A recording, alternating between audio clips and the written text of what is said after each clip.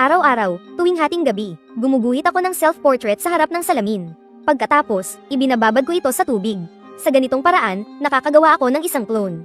At lahat ng resulta ng cultivation ng ganitong clone, mga natutunang teknik at karanasan sa pakikipaglaban, ay masi-synchronize sa aking orihinal na katawan.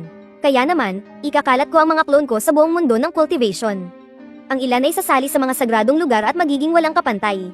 Magiging mga walang kapantay na henyo na may pambihirang talento. Ang iba naman ay papasok sa landas ng kadiliman, aakyatin ang rurok, at uupo sa trono ng Demon Lord. Mayroon ding magtatago sa mundo ng mga mortal, mamumuno sa mga samahan ng mga ngalakal, at kokontrolin ang mga dinastiya. Simula noon, ang mundo ng cultivation ay mapupuno ng milyon-milyong mahuhusay. At kalahati sa kanila ay mga clone ko. Nakakalat sila sa lahat ng mga kaharian at dimensyon. At sama-samang lumilikha ng isang network ng kapangyarihan na sumasakop sa buong mundo ng cultivation. Samantalang ang tunay kong katawan ay nasa isang maliit na bayan ng mga mortal, isang tamad na binatilyo lang. Na ang tanging ginagawa araw-araw ay humiga sa bakuran at magbilad sa araw. Ngayon, matapos kong matagumpay na gawin ang aking unang clone, habang nakatingin sa system interface para sa character creation, hindi ko maiwasang mapaisip ng malalim. Hindi pwedeng gwapo. Masyadong agaw pansin kapag sobrang gwapo. Lalo na't wala pa akong sapat na lakas sa ngayon. Magiging problema kung mapag-interesan ako ng kung sinong mayamang matrona o many akis na cultivator. Mas lalong hindi pwede ang magandang babae. Dahil ang mga magaganda, sakit lang sa ulo. Kahit na pwedeng gamitin ang ganda para kumita ng mabilis na pera. Pero masyadong delikado, madaling mauwi sa mga madramang eksena na parang teleserye. Hindi ko pa kayang protektahan sa ngayon. Kailangang praktikal at matibay. Kailangang magmukha siyang isang basagulero na hindi basta-basta binabangga. Pero dapat yung tipo na kapag isinama mo sa karamihan, ay walang papansin, isang ordinaryong siga-siga lang. Iginuhit ko ang aking daliri sa hangin. At sinimulang ayusin ang mga parameter. Taas, ginawang 2.1 metro, malapad ang likod at balikat. Muscle mass, itinaas hanggang sa sukdulan ng kaya ng tao. Kailangang makapalang leeg para magmukhang matibay sa suntok. Kulay ng balat, ginawang kulay tanso na medyo maitim. Ito ang patunay ng maraming taon ng mabibigat na gawain. At para naman sa mukha, nag-isip-isip ako. Pumili ako ng medyo blankong mukha para sa clone. Malapad na mukha na may mga matang tulala. Isinama pa ang isang magulong crew cut. Sa itsura pa lang, halata ng hindi masyadong matalino. Pero isa siyang tanga-tanga na mayroong sobrang lakas. Kinumpirman na matagumpay ang paglikha sa clone. Pinangalanan ko siyang Adan, kasabay ng pagpindot sa confirmation button. Ang makapal na ulap ay biglang tumigas. Sa isang malakas na kalabog, isang lalaking sinlaki ng tore, nakatayong hubot-hubad sa loob ng masikip na kwarto. Ang ulo niya ay halos tumama na sa biga ng kisame. Sa sumunod na segundo, isang kakaibang pakiramdam ang bumalat sa akin. Nalaman kong nahati ang aking pananaw. Nakikita ko ang sarili kong nakaupo sa tabi ng kama. At nakikita ko rin ang payat na binatang nasa harapan ko. Sinubukan kong itaas ang aking kamay. Itinaas ng orihinal kong katawan. Itinaas ni Ada ang kanang kamay niyang parang pamaypay. Ang dalawang kamalayan ay walang anumang salungatan. Para lang itong pagkakaiba ng kaliwa at kanang kamay. Mas maliksi pa nga kaysa roon. Tumayo ako, ang aking tunay na katawan. Umikot ako ng 2 beses sa paligid ni Ada. Inabot ko at pinisil ang mga kalamnan sa braso ng clone. Matigas na parang bato. Gawa ng system, talagang dekalidad, bagamat nasa antas pa rin ng isang mortal. Ang pangangatawang ito ay tiyak na ang pinakatuktok sa lahat ng mga mortal. Pero, problema ang damit. Hinalugog ko ang lahat, nakahanap ako ng ilang lumang damit na gawa sa abaka na iniwan ng aking yumaong ama. Grabe ang hirap na pinagdaanan ko. Pinagtagpi-tagpi at binago ko ang 2 damit. Saka ko lang halos na isuot kay Ada. Kahit na masyadong maikli ang pantalon. At sobrang sikip na parang lastex. Pero buti na lang at natakpan ang mga mahalagang bahagi. Sige na, Ada. Bumalik ako sa pagkakaupo sa kama. Naging malalim ang aking mga mata. Malapit na tayong walang makain sa bahay. Kailangan mong kumita ng pera. Paano kaya ako kikita ng pera sa pinakamabilis na paraan? Hindi pwede ang pagnanakaw. Kahit naliblib ang bayan ng Qingshan. May mga pulis din dito. Kapag tinugis ka, napakalaking problema. At madali kang mabubuko. Masyadong mabagal ang pagbabanat ng buto. Biglang pumasok sa isip ko ang kanlurang bahagi ng bayan. Ang lugar na iyon na tinatawag na Zue Shenglu. Sa labas, isa itong bahay aliwan at kainan. Pero sa ilalim nito ay isang magulo at mausok na sag-alan. Mayroon ding hawla para sa labanan ng mga hayop para sa kasiyahan ng mayayamang mga ngalakal. Ang tinatawag na labanan ng mga hayop, minsan ay tao laban sa aso. Kapag nanalo, 5 pirasong pilak. Kapag natalo, bali ang mga kamay at paa. Ada, pumunta ka sa Zue Shenglu.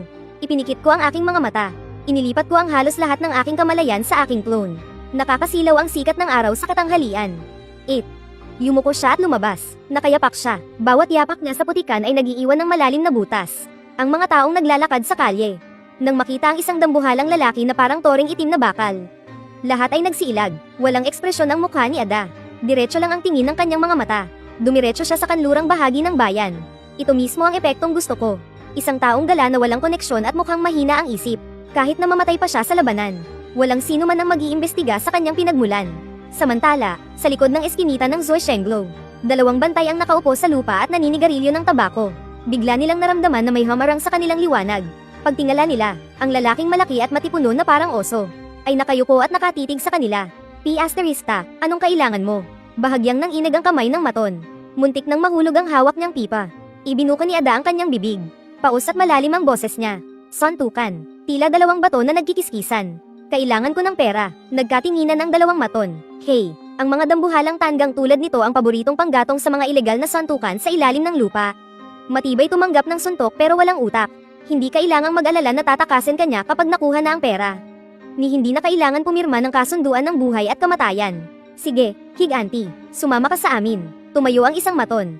Pinangunahan si Ada sa isang madilim na pasilyo. Hanggang sa makarating sa basement, sinalubong sila ng nakabibinging sigawan, amoy pawis, at langsa ng dugo.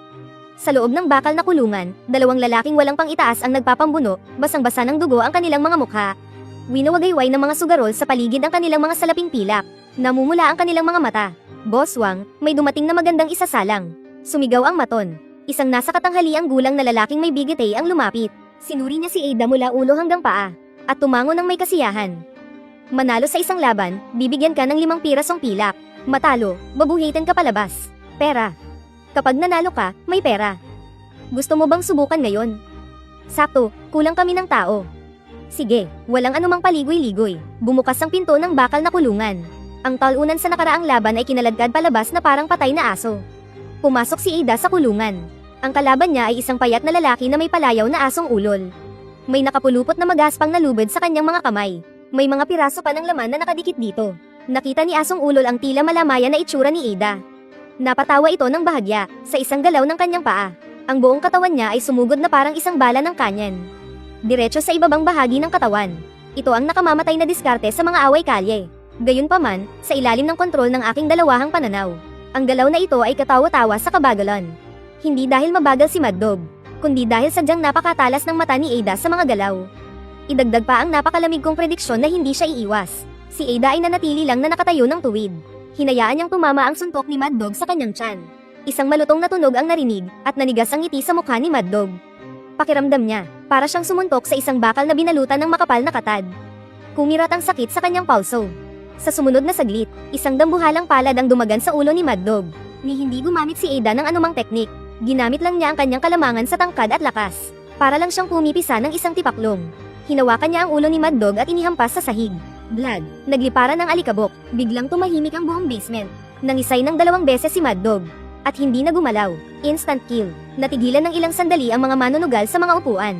Pagkatapos ay umugang ang nakabibinging hiyawan. Wala silang pakialam kung sino ang nanalo. Ang mahalaga sa kanila ay ang ganitong purong karahasan at pagdurog sa kalaban. Sumigaw ang referee hanggang sa mabasag ang kanyang boses. Ang nagwagi, ang higanteng walang pangalan. Bumukas ang bakal na kulungan. Ni hindi man lang sinulyapan ni Ada si Mad Dog sa sahig. Naglakad siya ng diretso papunta sa natutulalang si Manager Wang. At muling inilahad ang kanyang palad. Ang bayad, walang mababakas na anumang emosyon sa kanyang mukhang seryoso. Napalunok ng laway si Manager Wang. Dumukot siya mula sa kanyang damit ng isang pirasong pilak na nagkakahalaga ng 5 tael. At inilagay ito sa dambuhalang palad na iyon. Lalaban pa. Tiningnan ni Manager Wang si Ada na parabang isa itong punong namumunga ng pera. Tinimbang-timbang ni Ada ang pilak, at basta nalang isinuksok sa kanyang masikip na sinturon. Tumalikod siya at naglakad pabalik sa loob ng kulungan. Tuloy, sa loob ng sira-sirang bahay. Iminulat ko ang aking mga mata. Isang bahagyang ngiti ang sumilay sa aking mga labi. Napakasarap ng pakiramdam na ito. Hindi ko kailangang isugal ang sarili kong buhay.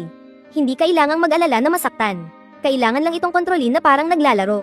At ang pilak ay dadaloy na parang ilog. 5 tael, nakuha na. Sa ganitong bilis, kailangan ko lang manalo ng isa pang laban. At mababawi ko na ang puhunan kay Ada. Mula sa 3 laban, puro kita na. Hindi pwedeng pilak lang ang kikitain ko. Dahan-dahan kong tinapak ng mga daliri ang gilid ng kama. Mabilis na tumatakbo ang isip ko. Simula pa lang ito, kapag nakaipon na ako ng unang malaking halaga. Kahit ilang dosenang tael lang, makakakuha na ako ng 2 o 3 pang katawan.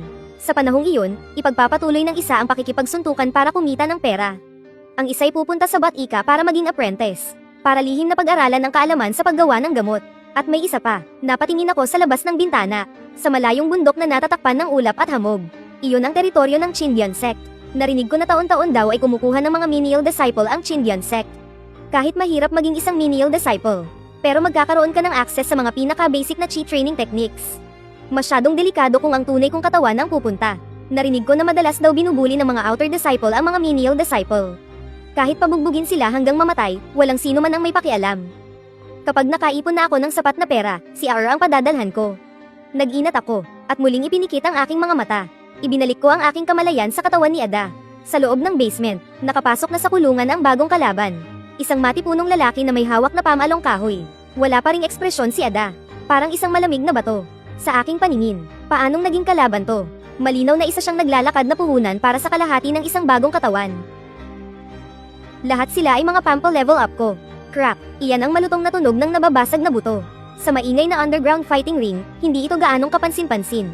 Pero sa pandinig ng taong sangkot, para itong dagandong ng kulog. Napasigaw sa sakit ang matipunong lalaking may hawak na pamalong kahoy.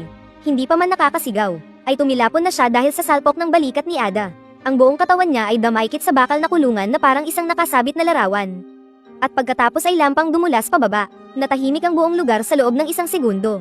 At agad itong sinundan ng mas malalakas na hiyawan. Ang ikatlong laban, instant kill na naman. Sa may upuan ng mga manunood, iwinawagayway ng mga sugarol ang kanilang mga tiket sa ere. Ang ilan ay namumula sa tuwa dahil sa panalo, habang ang iba naman ay dinidibdib at pinagsisisihan ang kanilang pagkatalo. Nakaupo ako sa gilid ng kama sa isang sira-sirang bahay. Kalmado ang aking mga mata, na parabang nanonood ng isang nakakainip na silent movie. Pain Shield. Ito ang hidden feature ng system. Sa totoo lang, nadaplisan ng pamalo ang balikat ni Ada kanina. Kung ordinaryong tao iyon, siguradong hindi na niya maitataas ang braso niya sa sobrang sakit. Pero para sa clone na ito, para lang nabawasan ng kaunti ang kanyang health bar. Hindi nito naaapektuhan ang kanyang mga galaw. Sa sumunod na laban, nakatayo si Ada sa loob ng kulungan. Nakatapak ang kanyang mga paa sa malagkit na putik ng dugo. Ang boses niya ay nananatiling walang emosyon at paos. Sa ibaba ng entablado, hinihimas ni tagapamahalang Wang ang kanyang bigete. Ang paghanga sa kanyang mga mata ay napalitan ng pagkalkula. Itong malaking handle na to, hindi man lang pinagpawisan. Isa siyang halimaw na nagkatawang tao. Ay laban niyo sa kanya si Butcher para bumaba ang pusta sa kanya. At tanungin niyo rin ang tandang yan kung gusto niyang pumirma ng mahabang kontrata. Utos ni tagapamahalang Wang sa kanyang tauhan habang nakatagilid ang ulo.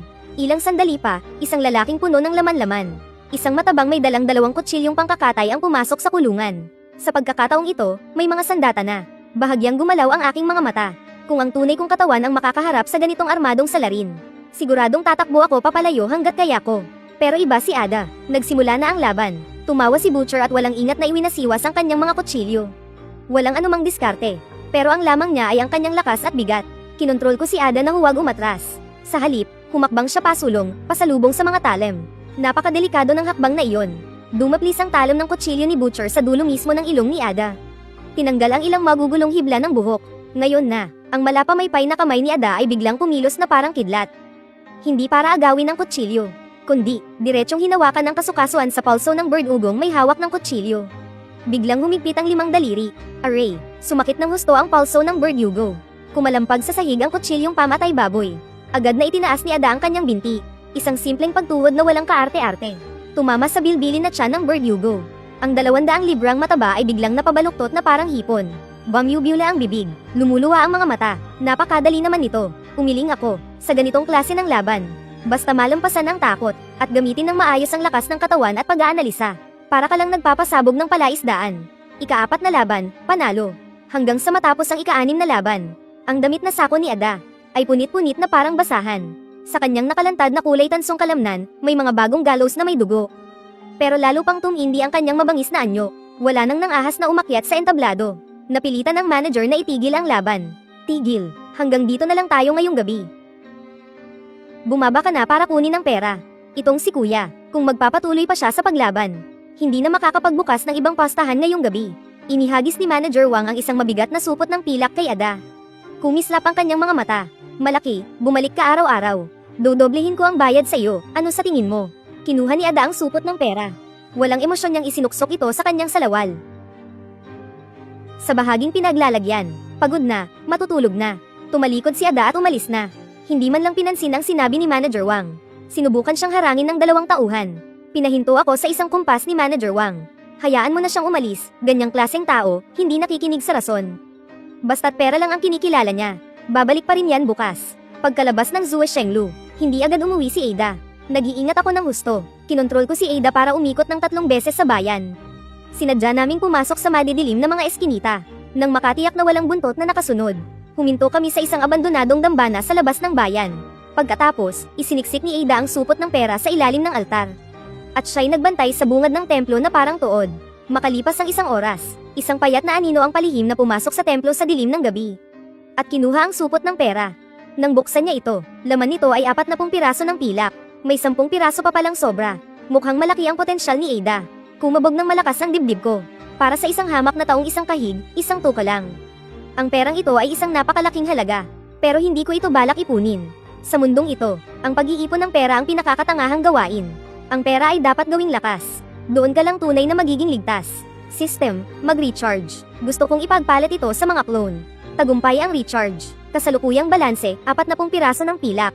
Mortal na clone. Presyo, 10 piraso ng pilak bawat isa. Bigyan mo ako ng 3. Nakaupo akong nakadekwatro sa isang sirang banig na dayami. Ang isipan ko, matalas na parang patalim. Sinimulan ko ang aking dakilang misyon ng paglikha. Sa pagkakataong ito, hindi na kailangang maging kasing lakas ni Ada sa pakikipaglaban. Clone number 2, codename, AR. Kailangang maging maliksi ang katawang ito. Ang itsura niya ay dapat mukhang alisto. Yung tipong sa isang tingin pa lang. Para siyang yung mga bihasang-bihasa na sa kalye. Inayos ko ang mga parameter. Payat ang pangangatawan. Nasa mga 1.7 metro ang tangkad. Ordinaryong mukha pero bahagyang nakataas ang gilid ng mga labi. Natural na may bahagyang ngiti. Mahahaba at maliksi ang mga daliri. Akma para sa mga maselang gawain. O para sa pandurupot. 2 clone. Codename, Asan. Ito ang pinaka-kritikal. Huminga ako ng malalim. Naging seryoso ang aking ekspresyon. Si Asan ay ipapadala sa Chindian sect, isang cultivation sect, para tanggaping disipulo. Anong tinitingnan nila? Ang spiritual aptitude. Tinitingnan ng edad. In-adjust ang edad sa 12 taon. Anyong binatilyo. Kailangang medyo maputi at makinis ang balat. Mukhang disenteng anak ng pamilyang nakapag-aral. Hindi dapat masyadong magmukhang palaboy. Kailangang maayos ang mga katangian ng mukha. Dapat may bahid ng katigasan ng ulo at determinasyon sa kanyang itsura. Mahilig ang mga elder at deacon sa ganitong tipo. Sa tingin nila, maganda ang pag-uugali ng ganitong bata. Mabilis lang. Isang imahe ng isang makisig na binatilyo ang nabuo sa ere. 4 na clone. Codename, AC. Ito ay para sa reserba. Nag-isip ako sandali. Direkta kong ginamit ang template ng isang sikat na martial arts superstar mula sa dati kong buhay. Katamtaman ang tangkad. Matipuno ang mga kalamnan pero hindi owa. Itinakda bilang isang mangangaso. Responsable sa pag-akyat sa bundok para manguha ng mga halamang gamot at mangaso. Para bigyan ng karne ang aking pangunahing katawan para mapalakas. At para na rin ay explore ang mapa ng kagubatan. Ibawas ang 30 tail ng pilak. May natitira pang 10 tail. Nakumpleto na ang paglikha ng mga clone. Ang dating walang laman na abandonadong templo ay biglang nagkaroon ng 3 tao. Idagdag pa ang malabakal na toring si Ada na nagbabantay sa pinto. Ang dating nag-iisa na tulad ko. Ngayon, mayroon ng isang squad na may 4 na miyembro. Isang napakakakaibang pakiramdam. Pero kasabay nito, isang pakiramdam ng seguridad ang biglang lumitaw. 4 na pananaw, 4 na anggulo ang sabay-sabay na pumapasok sa isip ko. Nakayuko si Dos, sinusuri ang sarili niyang mga kamay. Sinusubukang ayunat ni Tres ang katawan ng binatilyo. Si Quattro naman ay walang emosyong nakatitig sa agyo sa sulok ng dingding. Hey, sa wakas, nagkaroon din ng konsensya ang system. Nagsimula na itong magbigay sa akin ng damit. Oh, system, bibigyan kita ng like. Kinuskus ko ang aking mga kamay. At nagsimulang magbigay ng mga gawain. 1. Ipagpatuloy mo ang pagsali sa underground fighting. Iyon ang pangunahing pinagkukunan natin ng pera sa ngayon. Pero, mag-ingat ka sa dalas. Pumunta ka lang kada 2 araw. Huwag mong masyadong takutin ang mga tao. Hindi lumingon si Uno na nasa may pintuan. Sa halip, isang mensahe sa isip ko ang nagsabing, nakuha ko. Lumingon ang payat na binatilyong si Dos. May bahagyang mapanlokong ngiti sa kanyang mukha. Dalhin mo itong pilak at pumunta sa bayan para bumili ng mga halamang gamot. Pagkatapos, ibenta mo ulit sa syudad. O kaya naman, magpakilala ka sa mga tea house at tavern. Kailangan ko ng impormasyon. Kung saan may mga chismis tungkol sa mga cultivator. Kung saan may mga kakatuwang nangyayari. Kailangan kong malaman ang lahat ng iyan. Tumango si Dos. Inabot niya ang kamay para kunin ang mga piraso ng pilak na ibinigay ko. Ang gan ng kanyang mga kilos, para siyang sanay na magnanakaw.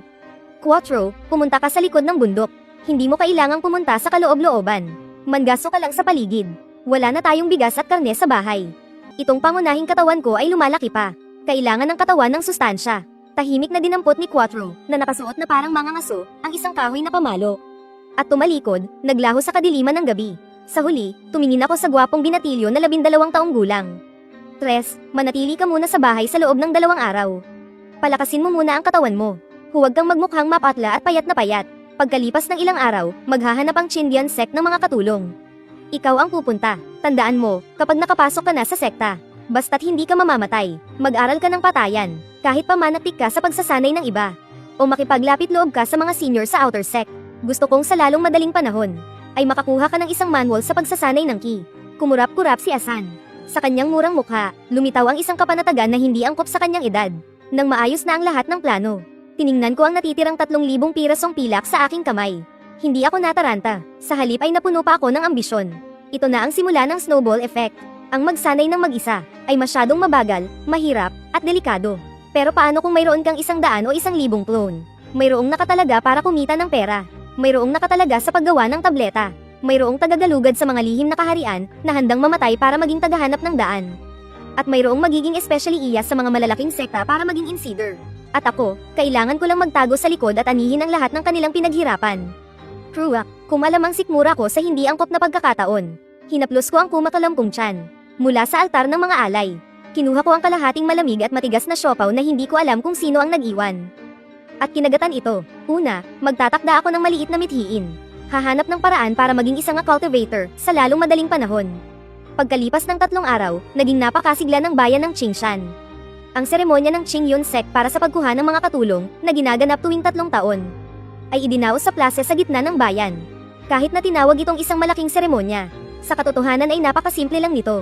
Ilang mga mesa, 3 cultivator na nakasuot ng berdeng roba, at isang spirit stone na ginagamit para subukin ang spiritual roots. Punong-puno ng tao ang plaza. Karamihan ay mga mahihirap na mamamayan na dala ang kanilang mga anak para subukan ang kanilang swerte. Hindi ako nakiusyoso sa karamihan. Nakaupo ako sa isang tindahan ng pansit sa gilid ng plaza, habang humihigop ng isang mangkok ng yangchun noodles. Sa mga sandaling iyon, ang kamalayan ko ay parang nanonood sa isang monitor. Pinapanood ang seremonya para sa mga alagad. Ang pangunahing pananaw ay nasa akin. Ang pangalawang pananaw ay nasa katawan ni Asan na nasa gitna ng mga tao. Si Asan ay nakasuot ng damit na kupas na sa kaputi, pero napakalinis ng kanyang mahabang kasuotan. Nakihalo sa isang grupo ng mga batang sipunin. Kaya naman, agaw pansin siya sa karamihan. Ang nasa katangkarang gulang na dalubhasa na namamahala sa pagsubok, ay medyo naiinis na sumigaw. Buong umaga na to. Puro walang kwentang spirit root. Gaya ng inaasahan, walang magagandang binhi na nagmumula sa mundo ng mga mortal. Lumapit si Asan. Ayon sa mga utos ko, umarte siyang medyo kinakabahan. Hindi mapakali. Inilagay niya ang kanyang kamay sa maalikabok at kulay abong bato. Dahil para lang naman sa mga alagad. Hindi kailangan ng napakagaling na talento. Kahit na walang spirit root. Basta't malakas ang pangangatawan, masunurin at madaling utusan. Minsan ay tinatanggap din sila para maging tagabuhat. Bahagyang umilo ang bato ng isang maputlang puting liwanag. May kasamang isang napakahinang sinag na kulay berde. Nagtaas ng kilay ang nasa katangkarang gulang na dalubhasa. Sinuri niya si Asan. Nang makitang may maayos na itsura ang binata, bagamat mahiyain ang kanyang tingin. Pero may bahid ito ng talino. Hindi niya napigil ang bahagyang tumango. Anong pangalan mo? Sagot po, kagalang-galang na dalubhasa. Ang pangalan ko po ay Fansan. Ako lang ang basta-basta nagbigay ng pangalang iyan. Para alalahanin na ito na ang ikatlong mortal kong katawan. Ang nasa katangkarang gulang na dalubhasa ay basta na lang naghagis ng isang pirasong kahoy na plate kay Asan. Pumunta ka sa hardin sa gubat at tumulong mag-alis ng damo. Pasado ka na. Mula sa mga tao, bumuhos ang hindi mabilang na tingin ng inggit. Ang makapasok sa sekta ng mga immortal, kahit bilang isang alagad lang, ay katumbas na ng pag-angat sa buhay ng buong pamilya. Mula ngayon, sa harap ng mga mortal, mas mataas na ang tingin sa'yo. Habang ako, sa di kalayuan, ay kumakain ng noodles. Bahagyang napangisi, inubos ko ang huling higop ng sabaw. Tagumpay, basta't makapasok ako sa tarangkahan. Ang mga pamamaraan ng Chindian sect, hindi magtatagal, mapapasa akin din. Sa sandaling iyon, bigla akong nakaramdam ng matinding pagbabago mula sa ibang pananaw. Si Aer, nasa Jinyutang siya, ang pinakamalaking sanglaan sa bayan. Sa pamamagitan ng mga mata ni Aer, nakakita ako ng isang kakaibang jade pendant. Nakalagay ang jade pendant na iyon sa pinakatagong sulok ng counter. Puno ng putik at dumi. Mukha itong basurang hinukay lang mula sa lupa. Ngunit ang notification box ng system, biglang lumitaw sa paningin ni Aer. Nakadetect ng mahinang spiritual energy fluctuation, pinaghihinala ang piraso ng isang low-grade na magical artifact. Biglang humigpit ang pagkakahawak ko sa aking mga chopsticks. Sinwerte, mayroon pa palang treasure hunting radar function ang system na to. Aer, kunin mo yan. Sa loob ng Jinyutang, si Aer, na nakasuot ng pangkaraniwang damit, ay nakasandal sa counter. At nakikipagtawaran sa may-ari, "Boss, itong basag na jade, binibenta mo ng 5 tail." Mukha ka na yatang pera, ano? Tingnan mo tong biyak, kahit pang kalso sa paa ng mesa, nakakahiya pang gamitin. Puno ng pandidiri ang mukha ni Aer. Talsik laway kung magsalita, ang may-ari ay isang payat na matandang lalaki. Inirapan niya lang ito, kung ayaw mo, wag mo bilhin. Pamana to mula sa isang sangla na hindi na natubos. Kung seryoso ka, 3 tail na pilak. Isang tail. Itinaas ni Aer ang isang daliri. Binibili ko to para gawing laruan ng kapatid kong bobo. Hoy, hinding-hindi na pwedeng bumaba pa riyan. Sige. Naglabas si Aer ng 2 pirasong pilak at ipinatong sa mesa. Ang bilis ng kilos niya, na para bang takot na baka magbago pa ang isip ng may-ari. Hinablat niya ang maruming-maruming pendant na jade at isinilid sa loob ng kanyang damit. Tapos na ang bentahan. Tumalikod si Aer at lumabas ng bahay sanglaan. Agad na nawala ang peking ngiti sa kanyang mukha. Napalitan ito ng isang malamig na tingin na halos hindi mo mapapansin. Sinunod niya ang utos ko. Hindi siya tumigil. Dumiretso siya palabas ng bayan. Mabilis siyang tumakbo papunta sa likod ng bundok kung nasaan si Asi. Hindi maaaring hawakan ng tunay na katawan ko ang bagay na ito. Paano kung may marka rito ng orihinal na may-ari? O baka naman pinito ng isang masamang cultivator. Kung iuwi ko ito sa bahay, para lang akong nagdala ng kapahamakan sa aking sarili. Mas mabuting hayaan ang clone na dalhin ito sa labas. Humanap muna ng lugar na walang tao para pag-aralan itong mabuti. Napakagandang magkaroon ng maraming clone. Nag-iwan ako ng ilang pirasong tansong barya. Nagbayad ako at mas lalong ibinaba ang aking salakot. Sumama ako sa agos ng mga tao. Kahit na sumabog pa ito. Isang clone lang naman ang pansamantalang mawawala sa akin. Kinabukasan, ayos na ulit ang lahat na parang walang nangyari. Sa labas ng bayan ng Qingshan. Sa masukal na gubat sa likod ng libingan ng mga hindi kilala. Karaniwan, kahit ang mga asong gala ay ayaw pumunta rito. Dahil mabigat ang enerhiya sa lugar. Si Aer ay nakaupo sa isang lapida na puno ng lumot. Pinaglalaroan niya sa kanyang kamay ang jade na nakuha niya mula sa bahay sanglaan.